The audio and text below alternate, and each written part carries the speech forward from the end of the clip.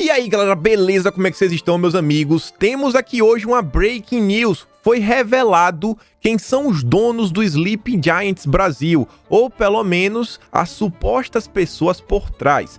Nas últimas horas, teve aí uma matéria da Folha de São Paulo, mais precisamente da jornalista Mônica Bergamo, a qual ela entrevista um casal que clama ser os donos do perfil Sleeping Giants Brasil. A gente vai comentar sobre isso, vamos comentar sobre as redes, que o clima ficou tenso ontem depois de uma postagem do Conselho Nacional de Direitos Humanos defendendo o Sleeping Giants. Vamos falar sobre a presidência da Câmara, a presidência do Senado, vamos falar sobre o nosso presidente. Ele fez um comentário bem importante, principalmente para o momento atual. Tem umas coisas aí também relacionadas ao Plano Nacional de Vacinação, saiu umas movimentações no STF, enfim, tem muita coisa pra gente falar e a gente já vai começar falando da questão do Sleeping Giants, só que eu vou começar falando sobre o Conselho Nacional de Direitos Humanos. E o que foi que aconteceu?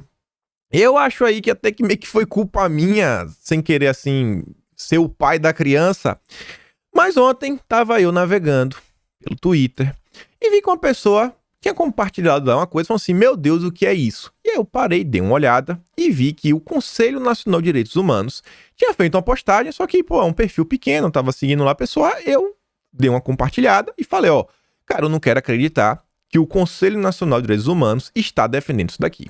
Falei isso sobre o Conselho, compartilhei, sabe aquela coisa assim, postei e saí correndo? Cara, isso começou a desenrolar até o ponto que a Damares veio a público para falar do que estava acontecendo. E olha só, gente, o Conselho fez uma postagem que dizia o seguinte, o CNDH oficia a Justiça sobre preservação da liberdade de expressão e integridade física do grupo ativista Sleeping Giants Brasil. Olha essa palavra, ativista, porque os donos dizem que eles não são ativistas. A gente vai falar disso daí logo menos. Aí você vê, peraí, o Conselho Nacional protegendo Sleeping Giants. Tipo assim, o que tá sendo questionado deles não é direito de liberdade de expressão nem nada, mas é a atuação que eles vêm tendo. Quem acompanha os Sleeping Giants vê que meio que eles têm assim, um método de agir que parece uma grande coincidência, que inclusive tá na reportagem da Folha, que meio que eles só vão atrás das páginas de direita, sabe? Tentam desmonetizar ao máximo. Eles falam, você produz fake news e acabou, você produz fake news. Eles falaram. Eles quase que são assim, uma comissão da verdade e fica nessa. Então, meio que eles foram assim processados na justiça e a justiça ordenou ao Twitter que revelasse quem são as pessoas por trás. E nesse meio tempo, agora eles resolveram aparecer para a Folha de São Paulo, só que no dia 20 de novembro, o Conselho Nacional postou isso daí. Postei, saí correndo, um monte de gente marcou a Damares. Perguntou, Damares, o que é isso aqui, Damares? O que é isso aqui, Damares? Algumas pessoas perguntaram na boa, outras pessoas já estavam com pedra na mão para jogar contra a Damares. Outras pessoas já estavam falando assim que estavam querendo atacar a Damares. Eu falei, cara, desse jeito aqui as coisas não vão para frente. Mas ao longo do dia a coisa foi caminhando e eu quero trazer para vocês assim, esquecendo assim a galera que tava de um lado jogando pedra e do outro passando um pano por completo, o que foi o desenrolar disso daqui. Então vejam só, aqui do lado da Twitter tem um texto para ler mais, no Facebook ainda fizeram um textinho. Quando você entra no link lá do site do Conselho Nacional, tem um texto explicando todo o porquê eles precisam ser protegidos. Assim, bem de oposição de esquerda. E aí, a Sarita já veio a público para dar algumas explicações antes de mostrar para vocês a questão da Damares. E falava o seguinte, o governo de Jair Bolsonaro promoveu uma série de revogações extinguindo centenas de conselhos. Os que ainda não foram extintos dependem de aprovação do Congresso. Esses sovietes têm autonomia na tomada de decisões. Enquanto não forem extintos, seria interessante ocupar esses espaços. Ou seja, esse conselho meio que ele é independente. Não é o pessoal do Ministério dos Direitos Humanos que consegue, sabe, mover essas peças. Só que tem uma coisa interessante, né? A gente tem que ocupar espaços. E como é que funciona esse conselho? Então, antes de falar sobre isso daí, a Damares veio a público, eu fiz a postagem, dei uma compartilhada lá, e botei o seguinte, aqui a postagem no próprio Twitter, eu tinha postado antes da questão do Facebook, a Damares vem a público e nos slides falando o seguinte, não há surpresa. Esse conselho atua de forma independente, ou seja, não é subordinado ao governo. Pelo contrário, é tomado por entidades que fazem oposição. Bom esclarecer, porém, que só podem emitir recomendações, não tendo poder decisório sobre qualquer aspecto.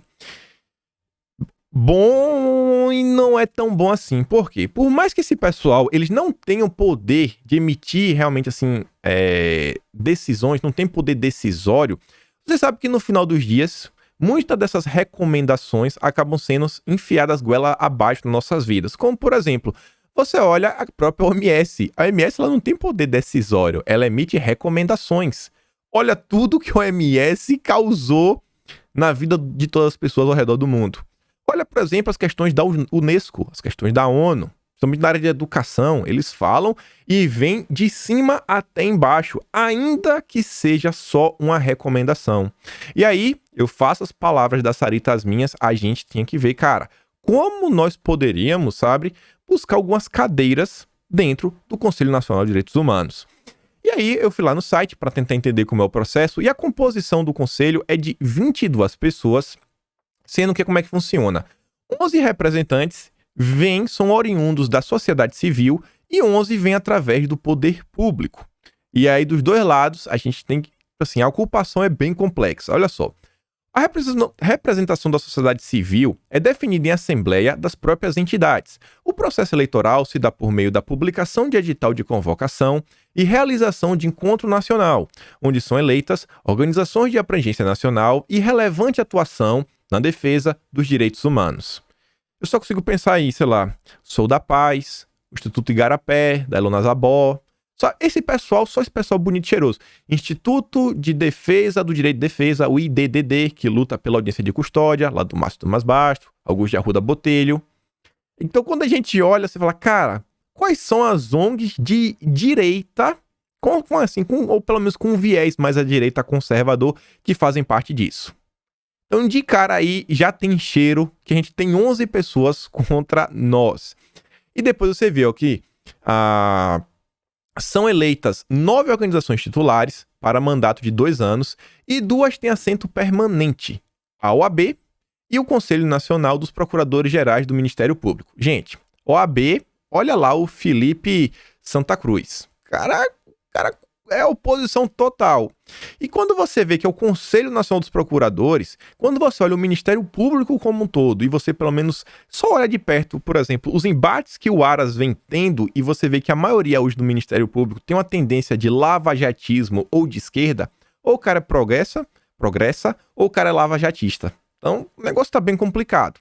Então, aí dos 11 que vem do Poder Público, dois já são tensos. 2 já são um pouco tensos. Uma das pessoas, pelo menos, que faz parte desse conselho, que é um conservador e às vezes pode até falar muita coisa, às vezes vale até a pena bater um papo, vou ver se eu consigo conversar, é o Ailton Benedito. O Ailton Benedito, sim, é um conservador, foi até cotado na época para assumir a PGR, muita gente queria, ele faz parte, mas é apenas uma pessoa dentre tantas. E aí você vê, a representação do poder público contempla instituições que atuam diretamente com direitos humanos, sendo 2 delas instituições autônomas, que é a Defensoria Pública da União e Ministério Público Federal, além do CNJ, órgãos do Poder Executivo, que vem Ministério dos Direitos Humanos, Ministério das Relações Exteriores, Ministério da Justiça e Polícia Federal e do Poder Legislativo, Câmara e Senado. Olha aí esses órgãos, qual desses daí realmente o governo teria condição de indicar? Na melhor das hipóteses, talvez assim, uns 7 nomes o governo poderia colocar, que vindo da Câmara do Senado é meio complicado. CNJ também. OAB e CNPG, complicadíssimo. E a gente tem um conselho. E aí lembra o poder que um conselho pode ter. Olha para o OMS. Mas beleza, vamos continuar. E aí você vê uma coisa, que isso aqui é interessante para falar o seguinte, aqui ó. Presidência, mesa diretora. A presidência e vice são exercidas por um representante do poder público e um representante da sociedade civil, que alternam as funções após 1 ano do mandato. Ou seja, independente, ainda que a gente conseguisse colocar lá o Ailton Benedito para ser presidente, se 1 ano vem ele, no ano seguinte é a representante da sociedade civil, que seria alguém da esquerda. Se ficar o bicho pega, se correr o bicho come. Não tem o que fazer. E atualmente, a presidência do CNDH é exercida por Renan Soto Mayor, representante da DPU, e vice-presidência é ocupada por Leonardo Pinho, da Central de Cooperativas e Empreendimentos Solidários no Brasil. Quando aquela postagem em apoio do Sleeping Giants foi feita, o presidente era realmente o Renan, ele já não está mais, saiu depois disso. Então você vê, ele vem da DPU. A DPU, inclusive, é uma das autarquias indicadas pelo presidente da República. Olha aí para ver que não é só o STF que é importante prestar atenção. Olha as questões da autarquia batendo a nossa porta mais uma vez. Olha aí a autarquia. Olha, olha a importância das autarquias. E já teve a nomeação, o Bolsonaro já fez a nomeação, e foi uma pessoa com um perfil mais cristão conservador nos últimos meses aí. E aí, gente, rolou uma coisa que foi meio complicado. A revista Veja fez uma reportagem que não é uma reportagem verdadeira. Eu vou ler primeiro a reportagem, depois vou ler a publicação do Alexandre Magno Ferreira Fernandes Moreira. A reportagem era o seguinte, Damares demite secretário após polêmica com Sleeping Giants. Teve lá o fuzuê na internet, todo mundo começou a falar, o negócio começou a tomar forma. Damares se pronunciou e a Veja fez uma reportagem bem porca falando o seguinte, Conselho Nacional de Direitos Humanos, subordinado à pasta Proteção Global de Alexandre Magno, oficiou justiça sobre liberdade de expressão de ativistas. A ministra Damares demitiu Alexandre Magno, secretário nacional de Proteção Global do governo Jair Bolsonaro. A informação foi confirmada neste sábado, dia 12, pelo próprio Magno. E ele fala que não. A pasta comandada por ele era responsável, por exemplo, pelo Conselho Nacional de Direitos Humanos. Em 20 de novembro, o órgão oficiou a justiça sobre preservação da liberdade de expressão e integridade física do grupo ativista Sleeping Giants. A exoneração foi na última quarta-feira e saiu no Diário Oficial, mas não tenho mais nada a declarar sobre o assunto, disse Alexandre Magno sem explicar o motivo da exoneração. Veja, ainda não conseguiu contato com a assessoria de imprensa do Ministério da Damares. Essa foi a matéria. Matéria bem porca, porque o Alexandre ele veio ao público para falar o seguinte, totalmente fake news. Fui exonerado quarta passada antes desse episódio. Cumpri um ciclo de quase 2 anos como adjunto e depois titular da Secretaria Nacional de Proteção Global, sempre com grande sacrifício à minha família. Depois, ele ainda vem a público falar o seguinte, o mais ridículo da fake news de hoje é que tentaram jogar a peça de esquerdista exatamente no sujeito que há 12 anos está na linha de frente da defesa da educação domiciliar do Brasil e no mundo. Isso me define muito mais que a passagem por qualquer cargo público. Ele é um cara que milita pela questão do homeschooling. E aí o Alan dos Santos conhece o Alexandre e veio falar o seguinte, só difama quem não te conhece. Deus abençoe a ANED e seu trabalho em prol do ensino domiciliar. Depois ele veio falar o seguinte, quem quiser ofender e difamar o Alexandre, deixe de me seguir imediatamente. E, gente, tudo indica, você olha o passado do cara, que o cara é um conservador. A Veja se aproveita do episódio para jogar uma pessoa na boca dos leões. O pessoal nem sequer foi atrás para tentar entender quem é o Alexandre e não, já caiu de pau em cima do cara. Acho que faltava, assim, sabe, uma pesquisazinha rápida. Não, vamos ver aqui quem é o Alexandre, o que é que ele defende, o que é que ele deixa de defender. Eu acho que não custava nada. E aí você lia as postagens do cara e você viu o seguinte, o pessoal ia lá e ofendia com o cara, nem tentava ler, outros liam e falavam, cara, eu acho que realmente as coisas são errado. Gente, tá faltando um pouco de leitura e interpretação de texto pro pessoal da direita.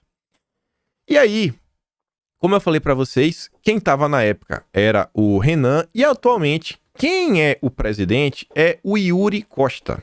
Você vê, o defensor público federal Yuri Costa tomou posse como presidente da Comissão Nacional. A solenidade ocorreu durante a 14ª reunião extraordinária do colegiado.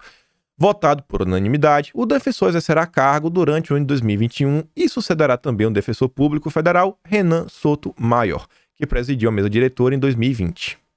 A DPU também será representada no Conselho pelo defensor público federal Jair Soares Júnior e pelo defensor público federal Gabriel Saad Travassos do Carmo. Desejamos sucesso aos colegas e boa sorte ao novo presidente. A ANADEF está à sua disposição. Então aqui a gente está vendo quem são as pessoas que fazem parte desse conselho. Então, em vez da galera ir lá falar a questão do Renan, cobrar o Renan, foram na pessoa errada. Coitado do Alexandre. Então, olha só com o que a gente está lidando. Dentro do próprio governo, infelizmente, ainda existem conselhos que a gente não pode acabar, extinguir, depende do Congresso. Então, basicamente, depende do Rodrigo Maia, né? Articular para isso ocorrer, pelo menos ir para a pauta para ser votado. E o Maia nunca fez isso. Vamos continuar para a gente poder falar da questão do Sleeping Giants propriamente, os donos. Folha de São Paulo ontem nos trouxe a matéria durante aí o final final da noite, já que sai basicamente às 11h23 da noite, pelo menos eles fizeram um tweet esse horário, a matéria um pouco antes disso daí, já foi no final da noite do sábado, né? Para chegar assim, pegar todo mundo a flor da pele. E aí, olha só algumas coisas, né? Vamos ler aqui primeiro a manchete. Sleeping Giants é formado por casal de 22 anos do interior do Paraná. Você vê, só isso daí. Sleeping Giants é do anonimato em entrevista à Folha. Tem umas coisas estranhas. Primeiro, eles saem numa reportagem logo da Folha de São Paulo, ainda para Mônica Bergamo, e tem aquele todo histórico, né, de apoio e defesa da esquerda. Segundo lugar, gente, olha para essa foto. Eu não entendo de maquiagem, eu não entendo de estética, eu não entendo de beleza, eu sou um cara que só corto meu cabelo no cabeleireiro mais barato. Fala assim, cara, velho, corta aí no estilo legalzinho. E eu vejo assim, cara, não é panda não, mas o cabelo dessa menina, mas tá muito bem cuidado. Não tá assim um cabelo sedoso, bem cuidado, ondulado, sabe? Não tá assim uma foto bem profissional. Isso aqui parece só qualquer entrevista. Tipo assim, olha o empenho da Folha de São Paulo já pela foto de capa. Olha o fundo escolhido. Olha a estética. Olha as roupas, sabe? A mulher na frente, o homem atrás. Não vou nem falar o que é que você vai, né? Mas já tem assim uma certa questão ideológica, só nesse posicionamento. O carinha com a barba toda feita, desenhada, sobrancelha dos dois organizadinha, não é igual a minha, toda bagunçada. Vai olhar só pela foto. Aí você entra na matéria, já tem outra foto. Olha outra foto também, ó. Cabelinho bonitinho, com as pontas sedosas, tá quebrado nem nada. Posiçãozinha, já inverteu agora a posição das fotos. Olha a questão de luz, você vê. Que coisa, né? Que coisa. Aí você vê. Aberto há 7 meses, o perfil Sleeping Giants Brasil tem causado anti-tsunami em sites da extrema-direita a forçar uma debandada de empresas anunciantes. Extrema-direita. Já começou por aí, né? Extrema-direita. A Gazeta do Povo também extrema-direita agora? Eu até entenderia eles falarem isso daí, porque extrema-direita eles sempre utilizaram contra a gente, né? Qualquer pessoa que é realmente de direita, apoia o governo, qualquer coisa, é extrema-direita. Agora, a Gazeta do Povo é extrema-direita? A Gazeta do Povo? Sim, a Gazeta do Povo virou extrema-direita pro Brasil. A situação ocorre quando o Sleeping Giants Brasil publica em seu Twitter ou seu Instagram um alerta para uma determinada empresa informando que está anunciando em site de fake news. Gente, vocês já viram o funcionamento. É só um alerta. Eles só fazem um simples alerta, falar, ei, quero te alertar sobre isso daqui. Olha como é, né? Olha o tipo de ideia que a Folha de São Paulo já está tentando vender. Mônica Bergamo tem muita experiência no jornalismo, uma repórter consagrada, né, no seu meio.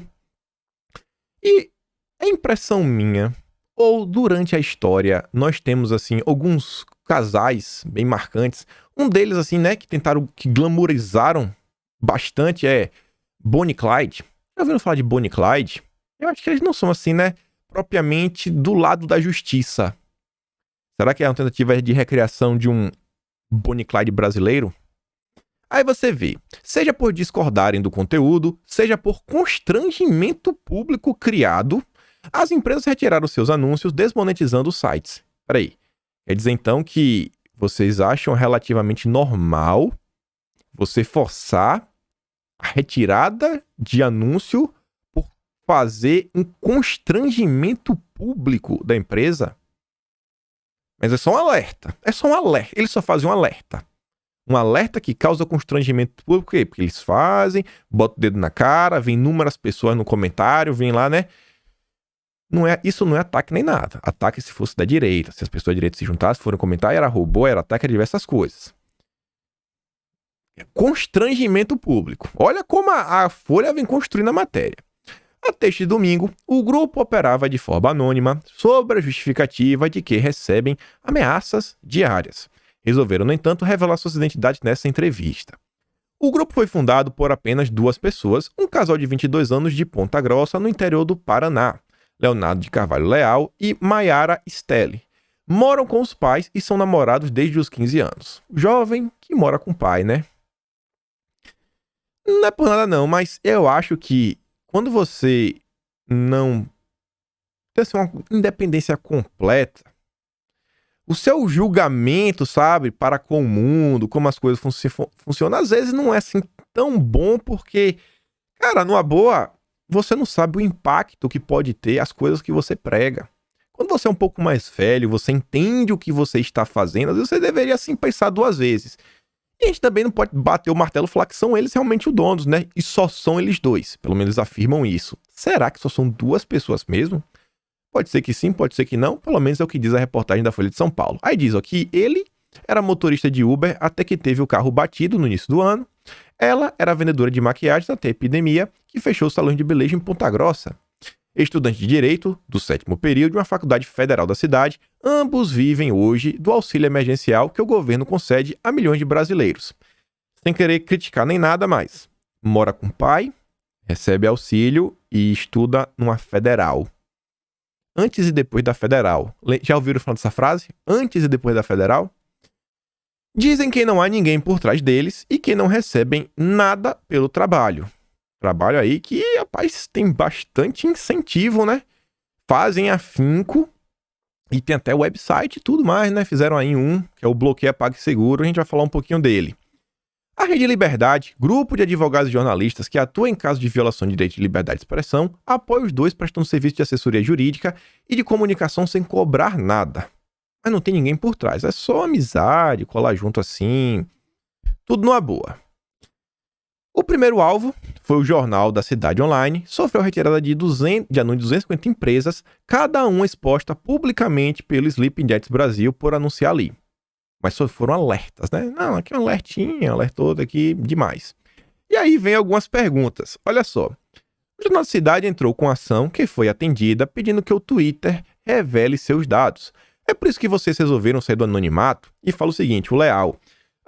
Não iam entregar nossos dados agora. Eles iriam ficar em sigilo de justiça, mas a gente acredita que é o momento de mostrar o rosto para nossos seguidores antes que um site de fake news descubra quem a gente é. Quem são essas pessoas para determinar o que é um site de fake news e o que não é? Sabe, assim, você ter o poder da verdade, você falar que você faz fake news, você não faz, é algo bem complicado. Mas beleza, né? Esperamos que se identifiquem com a gente, tanto as empresas que responderam, quanto os seguidores que apoiaram. Um casal, jovem, bonitinho, foto bonita.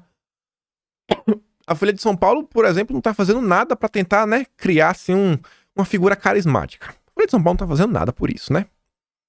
Não tá tentando pesar na balança. Aí vem. Qualquer um pode criar o perfil Sleeping Giants 2, por exemplo, e fala assim, a gente fez desse jeito. Criamos a conta com esse nome e estamos aqui até hoje. Ainda é difícil para a gente porque nunca trabalhamos com a internet. A Mayara nem usava Twitter, estamos nos acostumando com tudo isso ainda. A gente não se vê como ativista. Lembra que eu mandei gravar lá no do ativismo? Eles não se veem, eles não são ativistas, gente. Eu me pergunto, o que é o Sleeping Giants se eles não são ativistas? Eles são o quê? É engraçado, né? Depois, uma das perguntas com a maior resposta foi o seguinte: vocês sofreram muitas ameaças? Aí, né? Quem tem boca fala o que quer. Não duvido, mas é engraçado, né? Coloca como se fossem vítimas. Eles são meras vítimas da coisa. Ah, Jesus. Botei um óleo no bigode aqui pra ele sentar. O cheiro tá coçando, tá cheio queimando assim os pelinhos no nariz. Mas enfim. Eu quero relembrar pra vocês o que é o Sleeping Giants Brasil, porque tem umas coisas interessantes. Eu não sei se vocês lembram como surgiu o Sleeping Giants Brasil, em que contexto ele surgiu, o que é que estava acontecendo na época. O Sleeping Giants nos remete a um período do dia 19 de maio, naquele período, uns dias antes, uns dias depois. O que é que estava acontecendo naquele momento? A gente vinha tendo as questões do Sérgio Moro, estavam à flor da pele. Moro tinha feito depoimento, Moro tinha falado várias coisas, Moro comprou aquele discurso de ataques, ele estava sofrendo ataques sórdidos, ele apagou, não, estou sofrendo ataques de fake news. Você lembra desse episódio? Ele faz uma postagem, apaga, 4 minutos depois ele fala da questão dos ataques de fake news. Falava isso. Quem sai a público para defender o Sérgio Moro na época foi o Felipe Rigoni, saiu o Alessandro Vieira, a Tabata Amaral veio mais ou menos como quem não quer nada. Naquele início ali também estava tendo lives desse pessoal com as pessoas famosas, como o Luciano Huck. E nesse contexto, também tivemos, né, o surgimento da PL 2630. Primeiro vem através da Tabata Amaral, Quem cabeçou ela, na verdade, colocou no Senado foi o Alessandro Vieira, que tinha saído para apoiar o Sérgio Moro, que é a PL das fake news, PL 2630. Inclusive, gente, não sei se vocês prestaram atenção, essa PL não desapareceu. Ela está já aprovada pelo Senado, só depende do pessoal da Câmara. E quem estava aí, segundo o próprio Rodrigo Maia, são palavras do próprio Rodrigo Maia, ele fala que o Orlando Silva, do PCdoB, é peça-chave nessa matéria. O Orlando Silva, do PCdoB. Enfim, teve tudo isso daí, tava tudo acontecendo na época, toda essa discussão. E aí a gente teve o Felipe Neto no Roda Vida, fazendo um discurso da questão dos fake news, de desinformação, como é perigoso, falando que o WhatsApp é um negócio muito perigoso, sabe? Que você pode usar como se fosse um bang bang, sabe? É muito perigoso. A Tabata Amaral falava que o WhatsApp era uma ferramenta muito perigosa, usa uma palavra mais leve. Nesse mesmo contexto veio o Pablo Hortelado, um cara da academia, né, estudioso, que já veio até matérias com a Globo para falar da questão de fake news, e ele vinha com a ideia que talvez tenha chegado o momento de criar, sabe, organismos de regulação públicas para controlar a questão das fake news. E aí vem a PL 2630 e diversas coisas, e nesse contexto surge o Sleeping Giants, que com menos de 72 horas já estava sendo compartilhado pelo Luciano Huck, pelo Felipe Neto, diversas pessoas. Eles pediam pressa de várias empresas para as empresas, como é que eu posso falar? Retirar os seus anúncios de sites supostamente que promovem desinformação, fake news, ataques de ódio, tudo aquilo que você sabe que eles acusam qualquer pessoa direita de fazer. E a grande coisa interessante que se viu na época é que várias dessas empresas, principalmente as primeiras que eles iam atrás e que prontamente respondiam, eram ligados ao grupo... Eu tô andando se é B3, W3, eu esqueci agora, mas é o grupo de empresas do Lehman, que são as empresas do Submarino, quer dizer, as empresas que compõem, né, Submarino, Americanas, Shoptime e mais uns grupos. E a gente vê assim, pô, as empresas ligadas ao Lehman estão respondendo assim de forma muito rápida aos pedidos do Sleeping Giants. Coisas diferentes. Você via assim a coisa acontecendo. O Lehman, que a Tabata diz que não manda em mim nem nada, mas... ele ainda tem como a menina dos olhos de ouro, a menina dos olhos de ouro do Lehman é a Tabata Amaral. Ele ajudou ela aí, né, a estudar em Harvard e diversas coisas. E nesse contexto, os Sleeping Giants, o símbolo é um punho fechado, aquele punho comunista, a gente vai falar sobre ele hoje, aparece ao longo de toda a história do comunismo e surge os Sleeping Giants. Nesse contexto eles aparecem. Mas eles não são, né, ativistas, como eles mesmos dizem. Então agora que vocês relembraram um pouquinho de que é esse grupo, aí você vê, né, como vocês definem os sites que vão desmonetizar. Aí, fala uma coisa, então, primeiro a gente olha o alcance, blá, blá, blá, vão através do alcance, sabe? E aí, eles que determinam. Engraçado assim, eu queria saber como eles definem o que é fake news e o que não é, né? Deve ser o que as agências determinam. Se a agência Lupa, se a agência Aos Fatos falou que é fake news, e são fact-checkers, eles confiam. E interessante o segundo parágrafo, que é o seguinte, ó. Vale dizer que a gente não está aqui para cancelar. Não existe cancelamento no Sleeping Giants. O Sleeping Giants não promove a cultura do cancelamento. O SG não promove a censura. Estamos aqui para alertar a empresa. A decisão de manter um anúncio ou retirar e de banir um usuário por violação dos termos ou de banir pertence à empresa. Nós só avisamos. Eles só fazem isso, pessoal. Eles só fazem isso. É sério. É só um alerta. É só um alerta. Na boa, é só um alerta. Aí você vê, ó, a própria Mônica Bergamo faz uma pergunta. Peraí, todos esses sites que eles falaram lá, né, são de direita. Isso é uma coincidência ou vocês são de esquerda? Isso não é uma coincidência? Aí vem, né? A gente não olha se o site é de esquerda ou de direita. É só uma coincidência. Infelizmente sabemos que o discurso de ódio está presente em todos os espectros políticos. Tá. O que acontece é que, nesse momento, não dá para negar que a extrema-direita tem um alcance de desinformação muito maior que a esquerda. Sério? Todos os jornais do Brasil, todas as TVs do Brasil, todos os conselhos do Brasil são da esquerda. E a direita tem um alcance maior?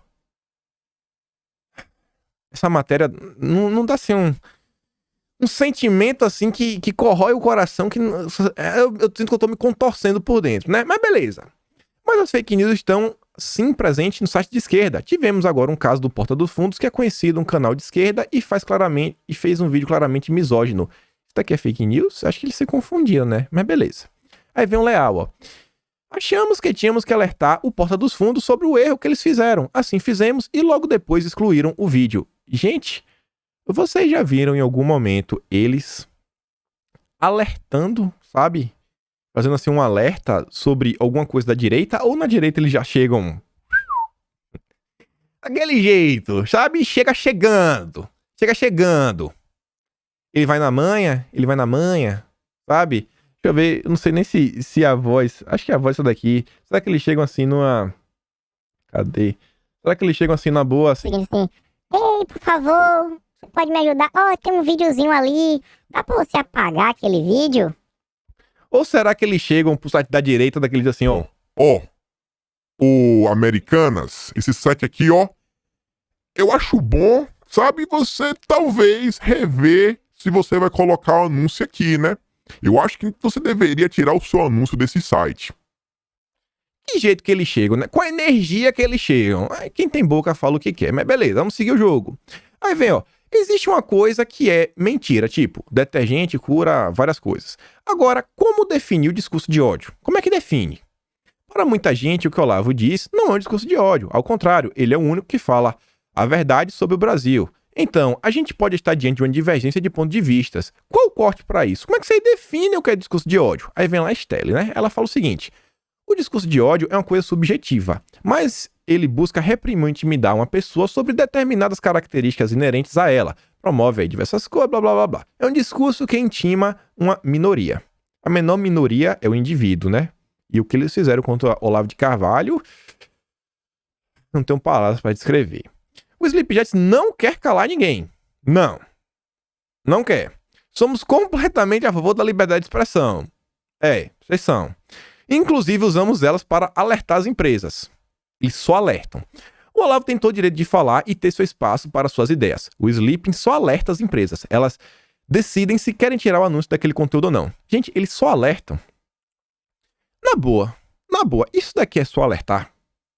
Você criar um site para fazer um abaixo-assinado solicitando que um fundo de investimento retire dinheiro de uma empresa brasileira, porque essa empresa brasileira não quer remover uma forma do professor Olavo de Carvalho receber o pagamento pelo seu curso. Isso daqui é alertar.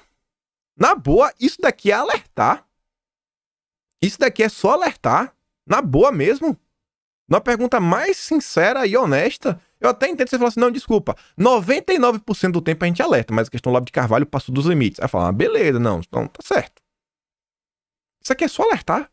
E você vê, ó, nesse site, quando você desce, até pra, assim, o site lá bloqueia PagSeguro, tem lá o Quem Somos, aí Sleepjam, peço desculpa se realmente o site não for de vocês, mas nesse site é o seguinte, ó, Quem Somos? O Sleep Giants Brasil é uma luta coletiva de consumidores brasileiros contra o financiamento do discurso de ódio das fake news. Um movimento que existe há apenas 5 meses já conta com o apoio de 567 mil brasileiros que conseguiram a resposta de 608 empresas. Isso daqui é só alertar? Na boa, é só alertar? E aí tem, ó. Mas ele tem o direito de achar que os jornalistas são isso daí, falando sobre Olavo. Ela fala assim, mas as empresas têm o direito de não querer pagar por esse conteúdo. E vocês estão fazendo uma pressão para um fundo de investimento canadense remover dinheiro de uma empresa brasileira.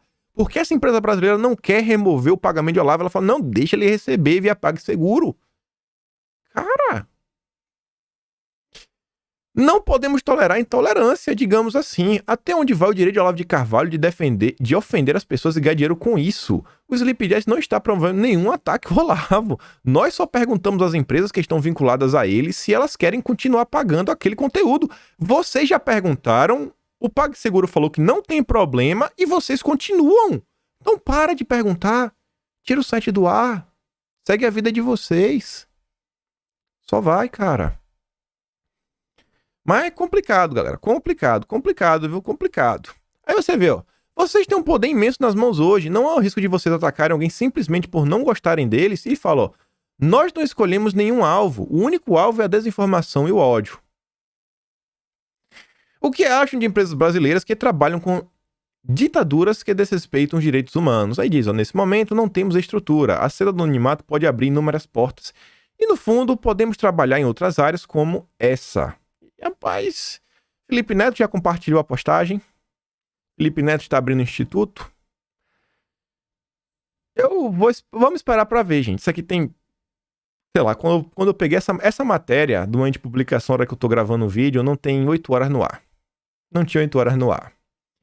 Vamos ver o desenrolar disso nas próximas 48 horas. Cara, isso aqui foi muito complicado. Isso é uma matéria pesada. Matéria pesada. Eu discordo de vários pontos. Faço alguns questionamentos só, né? Quem sou eu pra fazer alguma afirmação sobre Sleeping Giants? Sou ninguém. Quero ficar aqui no meu cantinho. Eu apenas leio as matérias, mostro alguns pontos, levanto alguns questionamentos, tento relembrar algumas coisas. Mas complicado. E aí vem, ó, é a mesma situação do Olavo de Carvalho em relação ao PayPal e ao PagSeguro, certo? Vocês pressionaram para essa plataforma de pagamento cancelarem as contas deles. Essas contas eram usadas para ele receber o pagamento por suas aulas online, certo? Ela fala sim. O PayPal cancelou a conta dele em agosto. O PagSeguro publicou nota em que dizia que era contrária a fake news, a discurso de ódio, mas que estava impedido de realizar um bloqueio de um usuário. Ele fala, os termos de uso dizem que é terminantemente proibido que seus clientes usem linguagem, blá, blá, blá, blá, blá, blá. Acreditamos que a PagSeguro está muito acima de Olavo de Carvalho e vai cancelar sua conta. Cara, deixa o Olavo lá. O cara já tá só dando a aula dele. Só dando a aula dele, Sleeping Giants. Se matriculem no curso, na boa mesmo, se matricula no curso do professor Olavo. Inclusive vejam o que é que ele fala. Não tem nada, ele mal fala de política no curso. O professor Olavo tá falando de diversas outras coisas. Numa boa, vai lá, dá uma olhada.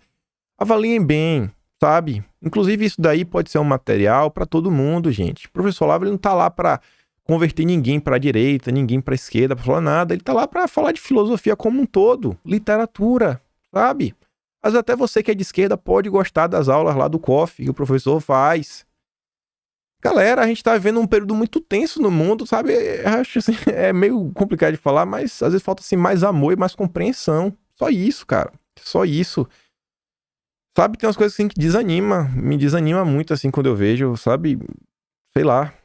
Daí as coisas meio que, cara, sei lá, eu sou às vezes ruim assim de expressar alguns sentimentos internos, cara, mas isso chateia, cara. Isso deixa triste, de verdade. Triste, sabe? Você vê assim o que acontece com um cara. O cara tem mais de 70 anos, o cara dá aula, sabe? O cara tem uma família, o cara tem filhos, o cara tem netos, o cara sofreu problemas, o cara saiu do Brasil. E você vê que a forma como ele se sustenta é através de aulas e ele não pode, talvez assim, dar aula ou ele se tornou um problema na vida dele. Ele, assim, você fala, cara, o cara tem aposentadoria no Brasil, ele nunca veio tentar buscar. E a forma como ele tem de ter o ganha-pão dele, de não ser um problema nada, tentar ainda dar uma contribuição, sabe, para a sociedade, um dinheiro que ele ganha, que ele reinveste, não um dinheiro que só fica assim nada. Ele não pode receber, sabe? Então é complicado mesmo, sabe? Tipo assim, é meio como se ele não merecesse ter o direito à subsistência, sabe? Sabe, não, assim, não, a gente julgou que sua contribuição não presta.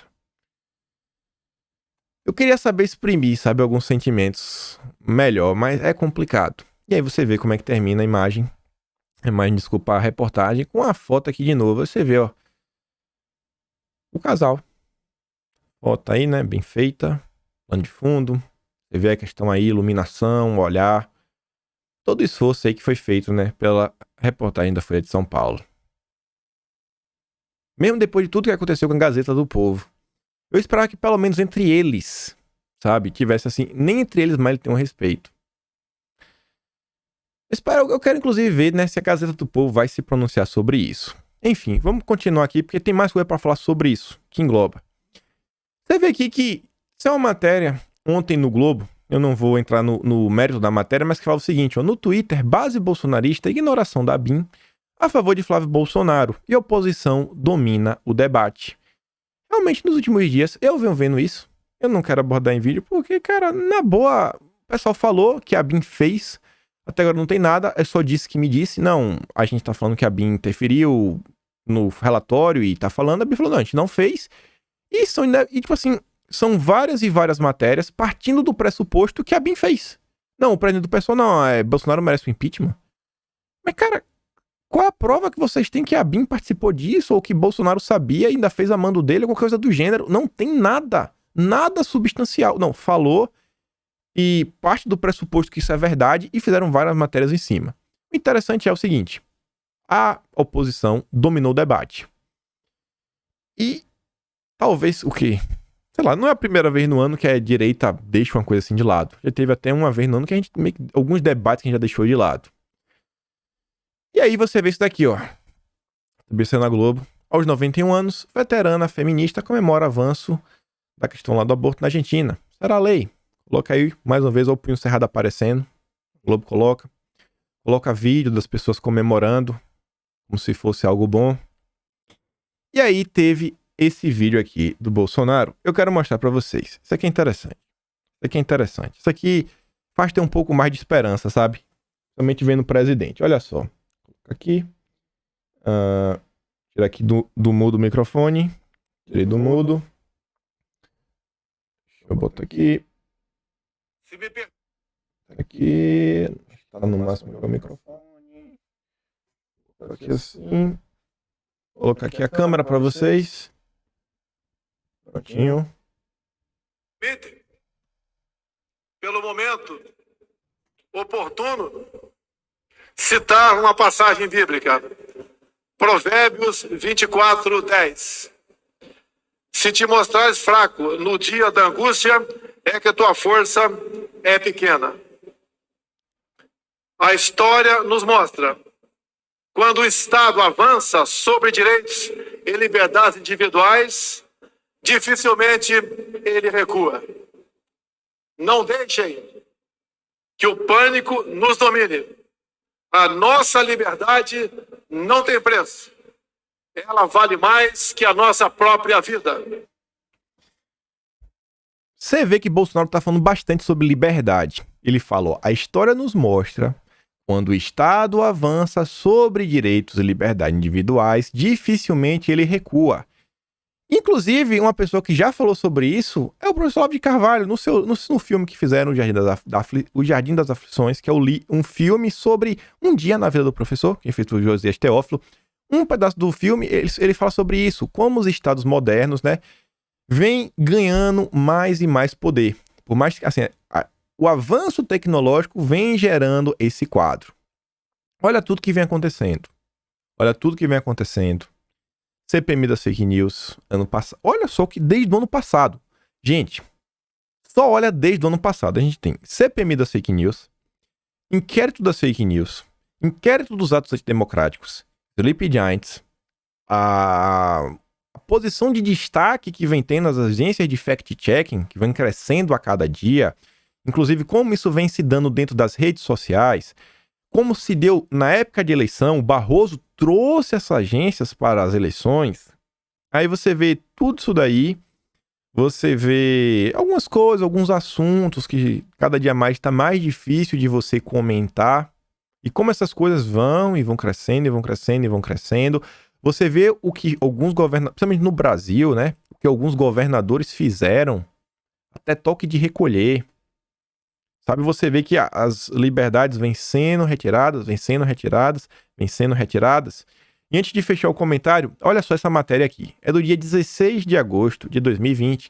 E a gente já tratou dessa matéria no período que isso aqui saiu. Só que eu acho que se aplica bastante para agora, já juntando inclusive com aquela questão da BIM que eu não coloquei de forma aleatória. Fragmentação reduz impacto da oposição a Bolsonaro na rede. Enquanto apoiadores do presidente Jair Bolsonaro construíram desde as eleições de 2018 uma forte coalizão digital em torno de pautas relevantes para o campo bolsonarista, siglas e políticos da oposição, à esquerda e ao centro, ainda patinam na tentativa de se equiparar em alcance e no engajamento conquistado nas redes sociais pelos aliados do Palácio do Planalto. Especialistas e políticos ouvidos pelo Globo avaliam que o desafio encontrado na internet pelos opositores está na ausência de um discurso coordenado, sobretudo em torno de temas relevantes para aqueles que desaprovam Bolsonaro. Nas fileiras do presidente, os ataques a adversários e instituições mantiveram a tropa unida nos primeiros 18 meses de mandato. 18 meses, o pessoal tava bem unido. E, pessoal, quem acompanha as redes viu que em junho as coisas começaram a mudar. Em junho as coisas começaram a mudar de verdade. Eu sei o que foi o marco, não vou tratar aqui em vídeo nem nada. Aconteceram alguns marcos em junho, algumas coisas aconteceram, não foi só uma nem duas. E vem tendo que a gente viu que hoje o pessoal tá percebendo como tá a rede. Então, essa união dos primeiros 18 meses, ela não existe mais nesse momento. Da forma como era. Agora, com a mudança de tom do presidente, a chamada agenda de costumes ou guerra cultural para os mais belicosos tem garantido a mobilização.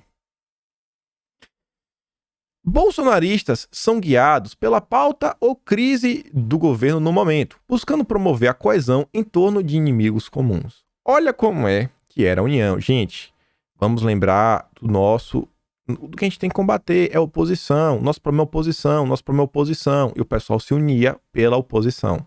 Então, beleza, vamos esquecer dos probleminhas. Vamos esquecer das imperfeições das pessoas. O importante é focar na oposição. A pauta de costumes ligada ao conservadorismo também é usada para reagrupar, evitando disputas internas. Analisa Brusi. Já na oposição, há uma verdade de temas sendo tratados, e isso acaba dividindo as atenções e confundindo o grupo. Enquanto Ciro está publicando sobre a situação do Banco do Brasil, por exemplo, o Freixo publica sobre a prisão do Queiroz ou outro tema. E você vê que agora, para o Nabim, todo mundo foi junto. O Nabim não separou, começou a juntar. A esquerda, ela vem no sentido assim de convergência. Está convergindo em direção a um ponto. Já a direita tá vendo assim, ó. Divergência. Esquerda, convergência. Direita, divergências. Estão sendo acentuadas. Precisamos ter a estratégia política também. Não cair na cortina de fumaça, não se perder, não entrar em debates que não valem a pena. Uma saída é trabalhar unificado. Talvez seja mais fácil que uma união eleitoral. É mais fácil se unir nos temas que na estratégia eleitoral. Diz o Freixo, Bolsonaro consegue construir imagem na rede que nada tem a ver com a realidade. Bolsonaro está na política há 30 anos representando o que existe mais atrasado. O que nós temos que fazer é deixar claro que é o que é o governo Bolsonaro. E aí você vê, ó, diretor em comunicação pelo FF, Marcelo Álvares analisou em sua tese a polarização entre 2013 e 2018 e identificou que no período a direita teve quase 3 vezes mais visibilidade que a esquerda no Facebook. Entre os motivos está o uso mais sistematizado de recursos pela direita e o fato de que a esquerda tem uma atuação mais centralizada. A esquerda tem um modelo de organização que segue o dos partidos, enquanto a direita está em núcleos, em redes, sem organização central. A forma organizacional da esquerda dificulta a viralização, a propagação de memes e conteúdo.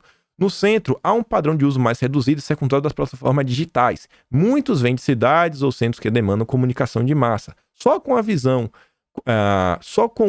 com o digital em primeiro que você consegue desenvolver uma estratégia política, diz aí o Alves.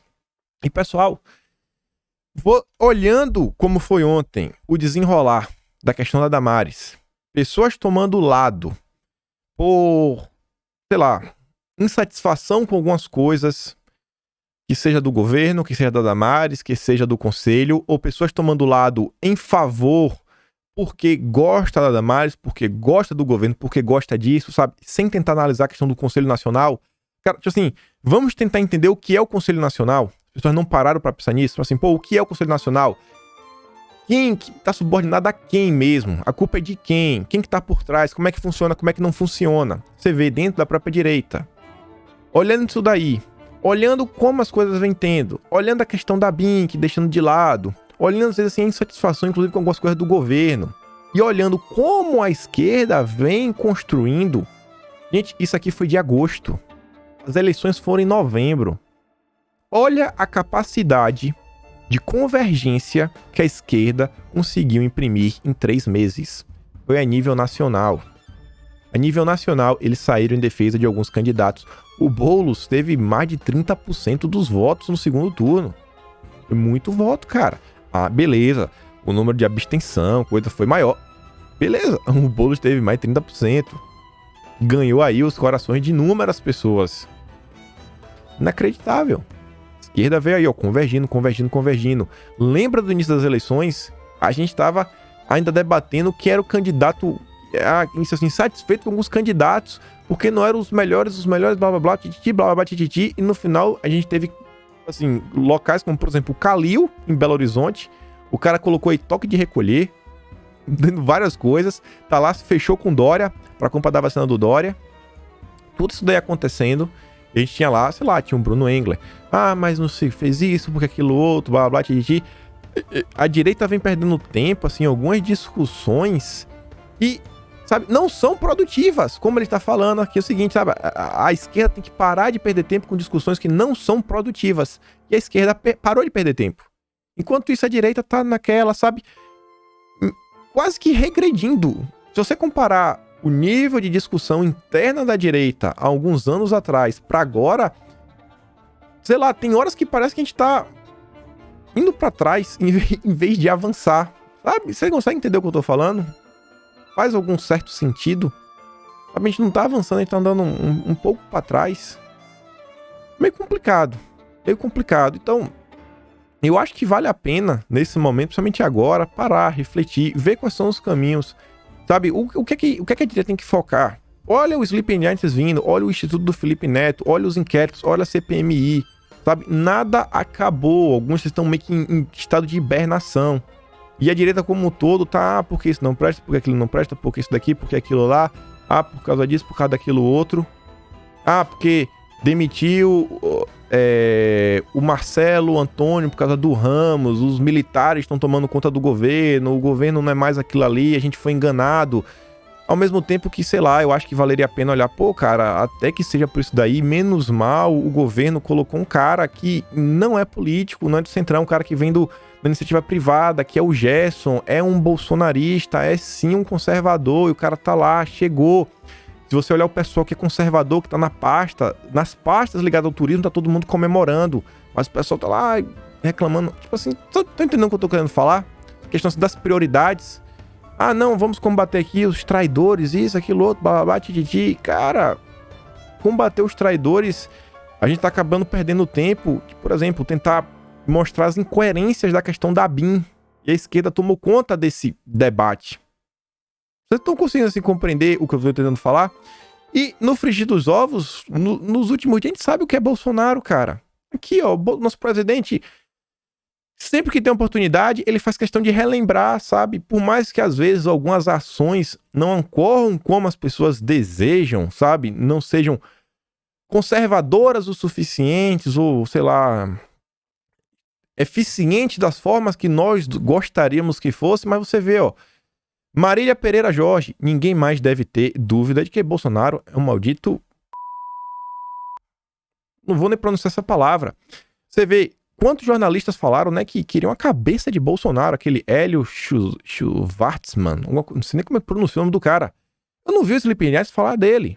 Não classificou como um discurso de ódio. Aquilo ali foi muito pesado. O Sleeping Giants já existia. Aí você vê a Marília, ó. A mesma Marília que fala isso de Bolsonaro, ela vem a público para falar que, em 2018, o Senado argentino barrou a legalização do meu corpo, minhas regras.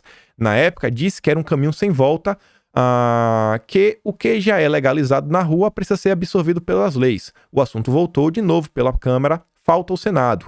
De pouco em pouco mudamos o mundo. Aí bota, ó. Meu corpo, minhas regras, legal já. E Bolsonaro que não liga pra vida. E ele lembra, ó, acuse-o do que você faz, chame-o do que você é. Então, é complicado, A gente tá dentro, assim, de muitos problemas, e a gente não pode, sabe, ficar perdendo tempo com algumas picuinhas internas, cara. Tenho aqui umas coisas pra falar sobre o presidente da Câmara, não vai dar tempo de falar em 5 minutos, mas dá pra gente falar sobre isso daqui, ó. O governo federal entregou o Plano Nacional de Imunização, o pessoal que tava reclamando demais, o pessoal da oposição. Na direita ninguém tá reclamando muito sobre isso. Então aqui, ó.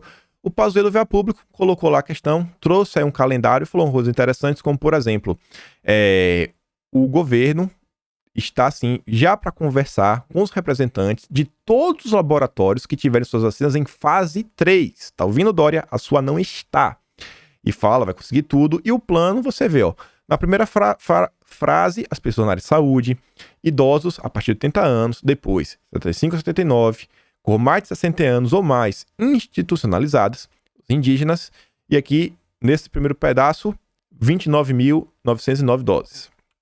Depois, segunda fase, 70 a 74 anos, 65 a 69, 60 a 64, número de doses, 44.830.000. Depois, pessoas com comorbidades, aí você vê, 26 milhões. Isso aqui é porque eu dou, porque são 2 doses, por isso aqui é o dobro de 12, aí você vê aqui. Depois, professores de nível básico ao superior, forças de segurança e salvamento, funcionários do sistema prisional, e aí você vê. E aí fecha a quarta dose, quarta fase, depois deve ser aberta sem a qualquer um quiser ir lá, vai lá, aplique e por aí vai. Mas agora sim, tem um plano e diante disso daí, o STF veio a público, quer dizer, veio a público não, né? Mas já saiu notícias públicas que o Lewandowski falou que o Fux adia o julgamento sobre a questão da vacinação. Aquele plano lá que o STF meio que ia julgar se apresentar ou não um plano, mas como o governo colocou, pediu adiamento, que ele vai agora ler, ver se está inconforme, ver se o governo fez do jeito que eles queriam. Menos mal, vamos ver aí, né? É melhor não julgar agora, dá tempo ao tempo. Aí veio o Mandetta ao público, repetiu o que ele falou na entrevista com o Luciano Huck, para criar o caos, para falar que, gente, não criem esperanças, 2021 vai ser igual a 2020. 2021 vai ser igual a 2020, porque não vai ter vacina para todo mundo, não vamos poder voltar ao normal. Promovendo o caos, né? Vale a pena refletir isso daqui, ó. Saiu a matéria ontem que 30% das famílias das classes D e E no Brasil passaram fome. Enquanto isso, nós tínhamos pessoas como Vera Magalhães esbanjando, ostentando nas redes, olha só, presunto de Parma, queijos caros, vinhos caros. Como diria meu amigo M. Vitor Rodrigues, quarentenem-se, fique em casa e passe fome. Ela não sabe o que é passar fome, é por isso que ela fala isso. E aí, notícia boa, o Mário Frias, que teve aí um princípio de fato, fez cateterismo, passa bem, graças a Deus. E quero fechar o vídeo de hoje com a frase do presidente Bolsonaro. A história nos mostra, quando o Estado avança sobre direitos e liberdades individuais, dificilmente ele recua. Não deixem que o pânico nos domine. A nossa liberdade não tem preço. Ela vale mais do que nossa própria vida. Presidente Jair Bolsonaro. Então, pessoal, vou comentar o que ficou em aberto, vou trazer amanhã. Tem mais novidades da Câmara, do Senado. Mas o mais importante foi discutir aquilo ali. Mostrar para vocês, supostos donos, pelo menos eles clamam ser, e fazer realmente assim um pedido, pelo menos vocês que assistem o vídeo aqui do canal. Galera, foca no que importa. Foca no que importa. Não foca em ficar apontando o dedo nas inconsistências, que não sei quem presta, não sei quem presta. Foca em tentar mostrar, sabe? Foca em tentar trazer mais pessoas para a direita. Basicamente isso. Foca em tentar aumentar a nossa base. Foca em tentar aumentar a força da esquerda. Sabe? Evita ficar tretando nas redes. Cara, no final dos dias, você apontar o dedo para alguém e falar, você tá errado isso aqui, isso não funciona muito bem. A gente faz com oposição porque a gente tem que mostrar que a oposição tá errada para as pessoas do nosso lado. E mostrar essa consistência, principalmente para as pessoas que ainda estão meio que em cima do muro. Mas eu acho que o nosso foco é tentar mostrar para as pessoas, sabe, o que a gente defende. Sabe, mostrar, cara, a importância desses valores, principalmente cristãos. Mas, acima de tudo, são os valores cristãos, acho que o que nos unem. No final dos dias, isso tá aí, cara. É Deus, família e liberdade. Então, foca nisso. Foca nisso. Então, fico por aqui. Peço daquela curtida compartilhada. Aquele grande beijo, abraço, tamo juntos e valeu. Esse vídeo foi meio tenso de gravar, né? São umas coisas assim meio pesado, mas acho que vocês me entendem. É isso aí, pessoal. Volta amanhã. Valeu.